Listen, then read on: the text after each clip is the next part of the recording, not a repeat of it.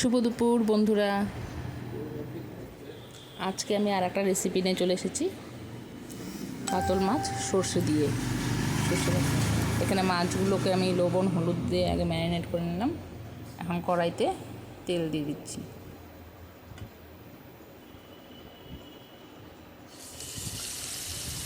তেলটা গরম হয়ে গেছে, মাছগুলো ছেড়ে দিলাম। আর এই গরমে তোমরা কেমন আছো অবশ্যই কমেন্ট করে জানাবে। খুব গরম পড়েছে। এখানে আছে মগজ, পোস্ত, সর্ষে আর অল্প কাজু। মাছগুলো ভাজা হয়ে গেছে, এখন উঠিয়ে নিচ্ছি। ফোড়নে দেব কালো জিরে আর চেরা কাঁচা লঙ্কা।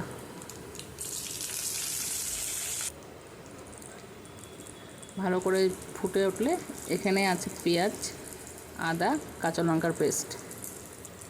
এটাকে ভালো করে কষিয়ে নেব।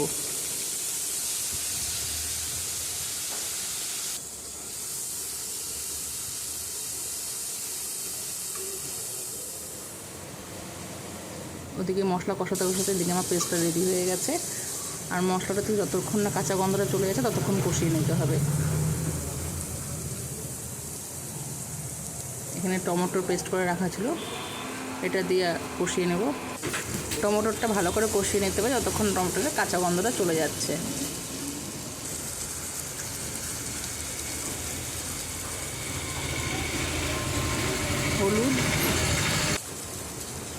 হলুদ অ্যাড করা হলো, লবণ দিয়ে দিলাম। লবণটা স্বাদ মতন দিতে হবে। অনেকে নুন বলে, কিন্তু আমি লবণ বলতেই প্রেফার করি। তাই এখন সবগুলো একটু ভালো করে একটু কষিয়ে নেব।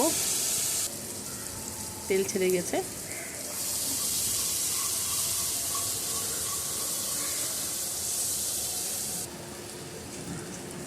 এখন এখানে কাজু কিশমিশ, কাজু পোস্ত চারমগজের যে পেস্টটা ছিল সেটা জল দিয়ে গুলে দিয়ে দিলাম।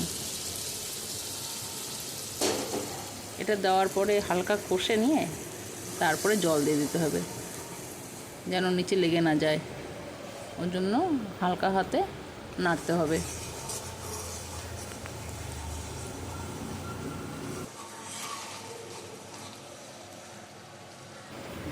দেখুন ভালো করে ফুটে গেছে। আমি এখানে জল অ্যাড করে দিলাম। জলটা খুবই সামান্য পরিমাণে দিতে হবে, কারণ বেশি ঝোল রাখা যাবে না। মাছগুলো দিয়ে ভালো করে ফুটিয়ে নিয়ে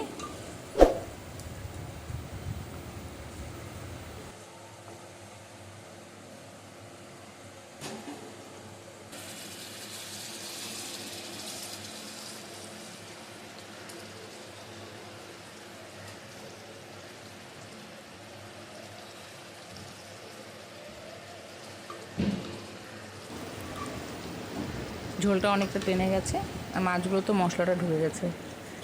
এখন একটু ধনেপাতা কুচি ছিটিয়ে নামিয়ে নেব। ধনেপাতাটা আপনাদের ইচ্ছাগুলো দিতে পারেন, নাও দিতে পারেন।